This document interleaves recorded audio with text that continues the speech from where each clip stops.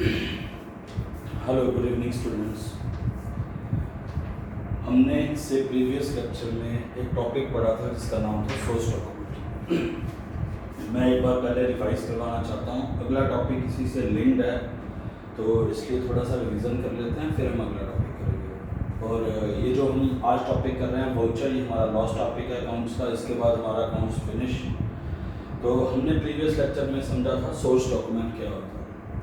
तो source document क्या चीज़ है? सोर्स डॉक्यूमेंट मतलब जब हम किसी पर्सन के साथ कोई बिजनेस ट्रांजैक्शन करते हैं या किसी भी तरह के ट्रांजैक्शन करते हैं, हम किसी दुकानदार से कोई सामान लेने जाते हैं, उसके बदले में जब हमें कोई बिल मिलता है कि ये एक प्रूफ है कि इस बंदे ने मेरे साथ ये ट्रांजैक्शन की है, मेरे से ये सामान लिए, उस प्रूफ या उस बिल को हम बोलते हैं सोर्स डॉक्यूमेंट। हमारे अच्छे से समझ आने के लिए मैं थोड़ा सा लेमैन लैंग्वेज में समझा रहा हूँ। सोर्स डॉक्यूमेंट मतलब जब हम किसी दुकानदार के साथ, किसी बिजनेसमैन के साथ किसी भी तरह का ट्रांजैक्शन करते हैं तो हमें एक बिल मिलता है जो एक प्रूफ है कि मेरा उस पर्सन के साथ ट्रांजैक्शन हुआ है। उस बिल या उस प्रूफ को हम बोलते हैं सोर्स डॉक्यूमेंट। जैसे कि पिछले लेक्चर में मैंने आपको समझाया था, सोर्स डॉक्यूमेंट के 5 टाइप होते हैं। मतलब अलग अलग जगह पे जिस टाइप का ट्रांजैक्शन होगा वहाँ पे से जो हमें बिल मिलेगा उनको अलग अलग नामों से पुकारा जाता है। पहला आ गया कैश मेमो। कैश मेमो क्या चीज़ है? जब तुम किसी दुकान से सामान लेने जाओगे तो जो बंदा तुम्हें सामान बेच रहा है, जो सेलर है, जैसे फॉर एग्जांपल तुम राशन की दुकान में कोई राशन लेने गए, वो राशन वाला जो तुम्हें सामान दे रहा है वो तुम्हें राशन देने के बाद जब तुम उसको पैसा दोगे वो तुम्हें एक बिल देगा। उस बिल को हम बोलते हैं कैश मेमो। तो अकाउंट्स की भाषा में मैंने समझाया था कि जब कोई सेलर कोई एक बिल इशू करता है, जब तुम कैश में उसके साथ ट्रांजैक्शन करोगे उसको हम बोलते हैं कैश मेमो। सेकेंड वाला आ गया इनवॉइस या बिल। फंडा सेम, थोड़ी सी चीज़ बदल जाएगी। जब तुम किसी सेलर के साथ, जब तुम किसी बिजनेसमैन के साथ ट्रांजैक्शन कर रहे हो और उधार में ट्रांजैक्शन हो रही है, तो वो जो तुम्हें सामान बेच रहे हैं वो तुम्हें जो बिल देगा उसको हम बोलते हैं इनवॉइस। जैसे कि पिछले एग्जांपल में समझाया कि अगर मैं किसी राशन वाले की दुकान से राशन लेने जा रहा हूँ तो पैसा नहीं दे रहा, उधारी राशन ले रहा हूँ, तो जब तुम राशन ले लोगे वो तुम्हें एक बिल देगा जिसको बोलते हैं इनवॉइस। दोनों में क्या फ़र्क है?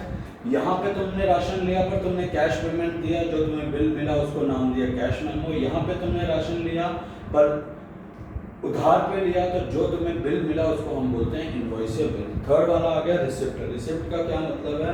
जब तुम किसी बंदे को कोई कैश देते हो या किसी को चेक जमा करवाते हो, जैसे कि फॉर एग्जांपल बैंक में तुम कोई कैश जमा करवाते हो तो उसके बदले में तुम्हें एक रिसिप्ट मिलती है जिसको नाम दिया रिसिप्ट। आगे पेइंग स्लिप भी समझाया था। पेइंग स्लिप मतलब कि जब कोई फॉर्म भरा जाता है, तुम बैंक में जाते हो पैसा लेने के लिए, वहाँ पे तुम अपनी पूरी डिटेलिंग देते हो, उस स्लिप को हम पेइंग स्लिप बोलते हैं। फोर्थ वाला आ गया डेबिट नोट। डेबिट नोट का मतलब हो गया जब तुम दुकानदार की दुकान में कोई सामान वापस करवाने जाते हो तो वो दुकानदार जो तुम्हें नोट देता है, जो तुम्हें पर्ची देता है, उसको हम डेबिट नोट बोलते हैं।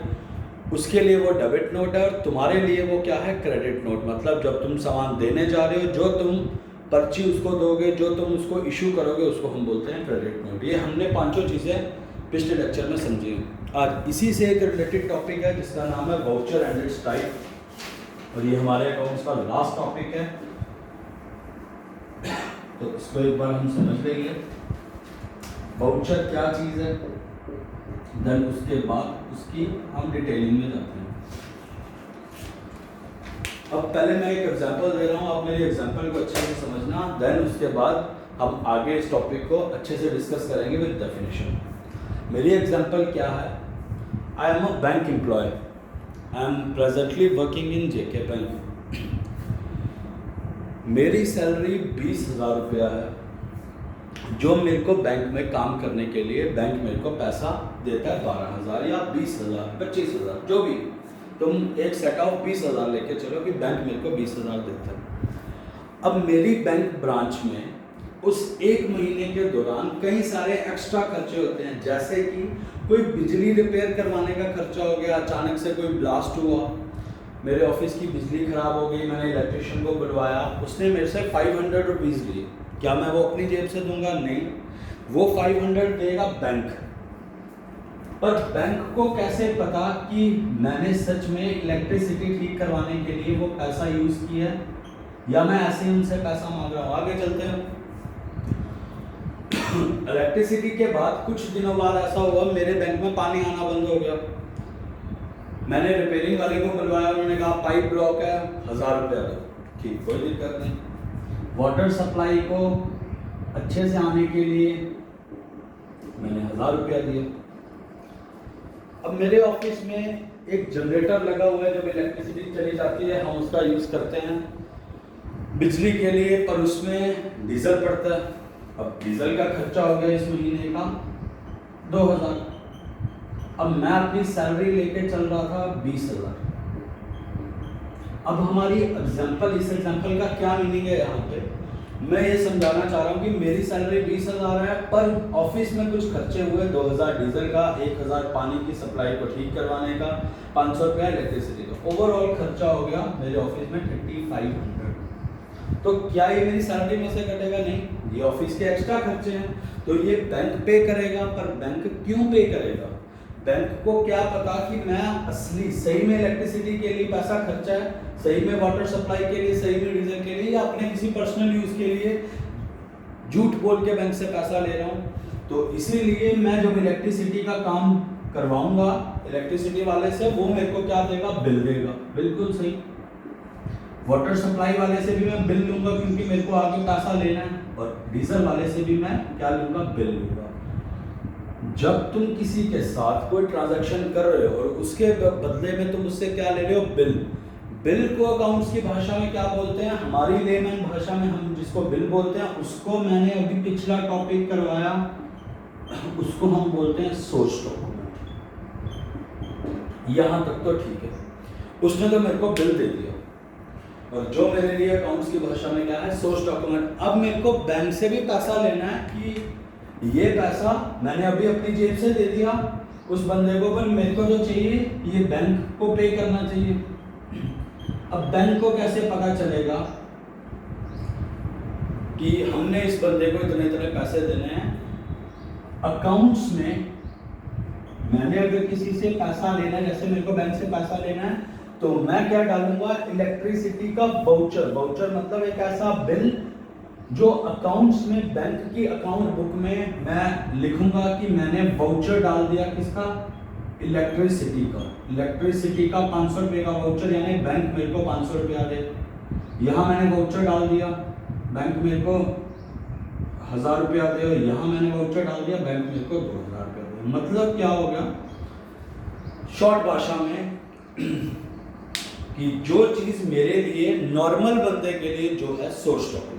करेक्ट। अब मेरे को अकाउंट्स में, बैंक के अकाउंट्स बुक में शो करना है कि ये पैसा मैंने इस काम के लिए लिया। यही बिल जब मैं बैंक की अकाउंट बुक में शो करूंगा, उसको मैं बोलूंगा वाउचर।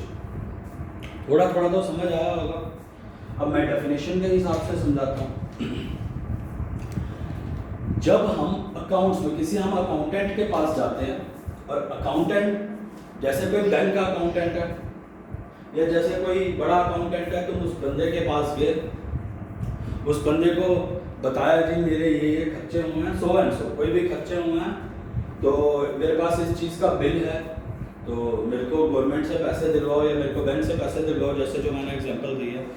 तो वो तुम्हारी अकाउंट्स में या बैंक की अकाउंट बुक में क्या एंटर करेगा कि हम इलेक्ट्रिसिटी का वाउचर डाल रहे हैं 500 रुपये का वाउचर, यानी मेरे पास बिल है, मेरे को इसके बदले में 500 रुपया मिल रहा है। तो वाउचर एक ऐसी एंट्री है जो हम अकाउंट्स में शो करते हैं ताकि हमें पता चले कि कौन सा वाला बिल क्रेडिट साइड पे और कौन सा वाला बिल डेबिट साइड पे है।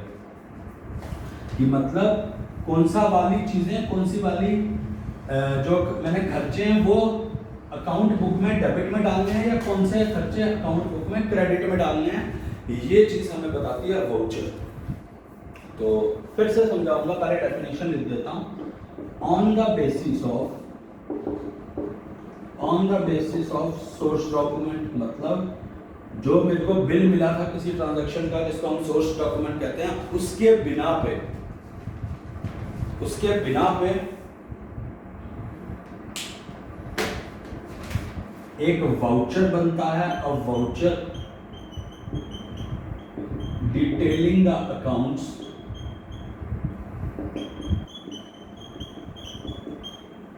that an debited and credited is prepared.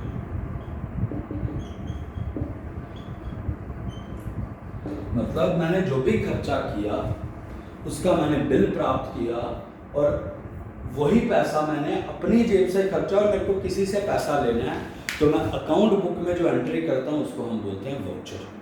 अब कुछ एंट्रीज ऐसी होती हैं कि बैंक, मान लो मैंने कोई कबाड़ का सामान बेचा अपने ऑफिस का, 1000 रुपया आया, तो बैंक के लिए तो वो इनकम है, तो वो भी मेरे को वाउचर में डाल के बैंक को बताना पड़ेगा, जी ये तुमको कुछ इनकम भी आई है, ये तुम रख सकते हो। जैसे तुम्हारा बिजली का खर्चा हुआ 500 रुपया, इलेक्ट्रिसिटी का खर्चा हुआ, पानी का खर्चा हुआ, जो मैं तुमसे मांग रहा हूँ और तुम्हें फ़ायदा भी हुआ, तुम्हारा कुछ कबाड़ सामान था, तुम्हारे कहने पे मैंने बेच दिया, तो ये तुम्हें फ़ायदा हुआ, ये तुम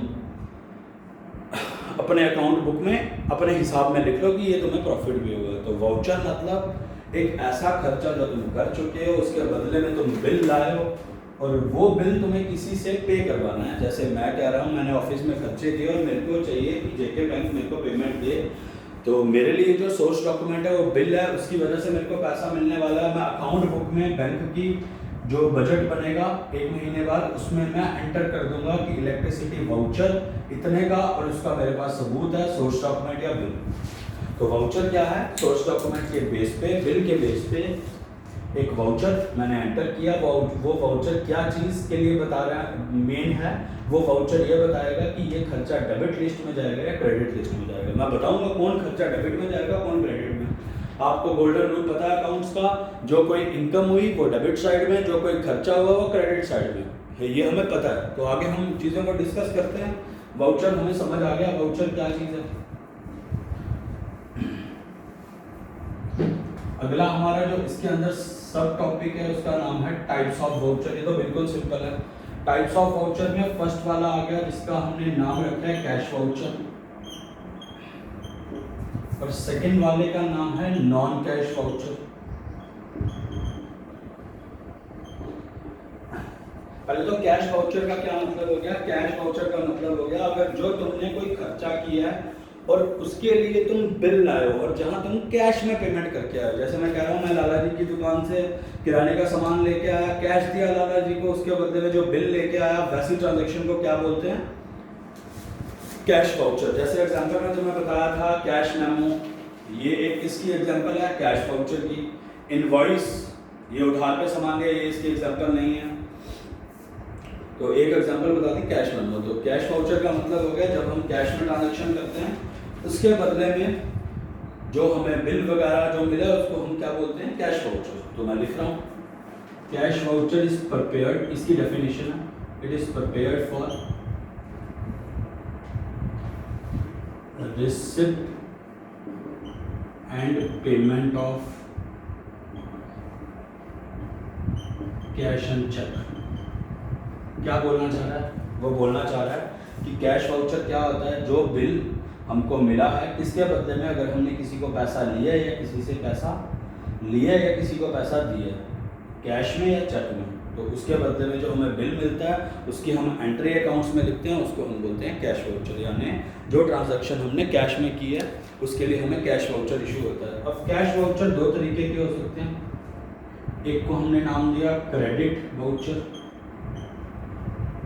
एक को नाम दिया डेबिट वाउचर। अभी अभी मैंने आपको समझाया कौन सा वाउचर क्रेडिट वाउचर है, जहां पे हमको पैसा, जो पैसा आया वो क्रेडिट में जाएगा, जो पैसा गया वो डेबिट वाउचर में जाएगा। हालांकि ऐसा याद रखना अकाउंट्स में उल्टा होता है, इसमें नॉर्मल है, जैसा बैंक में होता है, जैसा पासबुक में होता है, वाउचर में बिल्कुल सेम होता है। क्रेडिट मतलब जो पैसा आया वो क्रेडिट वाउचर में, जो पैसा गया वो डेबिट वाउचर में। क्रेडिट वाउचर में जो हमें कैश रिसीव हुआ, ये इसकी डेफिनेशन है, जो कैश रिसीव हुआ वो क्रेडिट वाउचर में जाएगा, और जो खर्चा किया मैंने, जो मैंने पेमेंट किया वो जाएगा डेबिट वाउचर में। ये नॉर्मल बैंक की तरह जो पासबुक में होता था।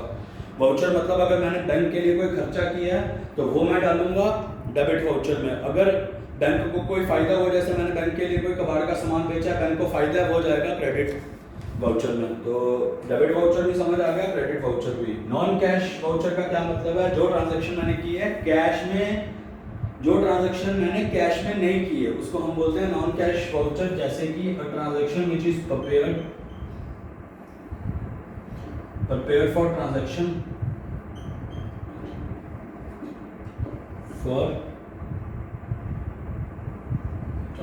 नॉट इन्वॉल्विंग कैश, जिसमें कैश का कोई इन्वॉल्वमेंट नहीं है। एक ऐसी ट्रांजैक्शन जिसमें कैश की कोई इन्वॉल्वमेंट नहीं है। इसकी एग्जांपल, सबसे पहले इसकी एग्जांपल है इनवॉइस या बिल, जो मैंने आपको बताया। जो ट्रांजैक्शन तुम लाला जी की दुकान से किराने का सामान लेके आए, उधार पे लेके आए, लाला जी जो तुम्हें बिल देंगे उसको इनवॉइस बोलते हैं। यहाँ पे भी वही बात हो रही है नॉन कैश वाउचर की। पहला एग्जांपल इनवॉइस या बिल। दूसरा एग्जांपल, जब तुम किसी की दुकान में सामान वापस देने गए तो जिसको तुमने सामान वापस दिया वो तुम्हें डेबिट नोट देता है। यहाँ पे कैश की कोई बात नहीं, तुम्हारे लिए वो क्रेडिट नोट है। ये तीनों एग्जांपल्स हैं, ये तीनों एग्जांपल्स हैं नॉन कैश वाउचर की, और यही हमारा अकाउंट 100% कंप्लीट होता है।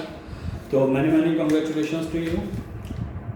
विद इन सम डेज या विद इन कमिंग लेक्चर हम अपना हमारे 2 टॉपिक वापस हम उनके ऊपर होल्ड बनाएंगे।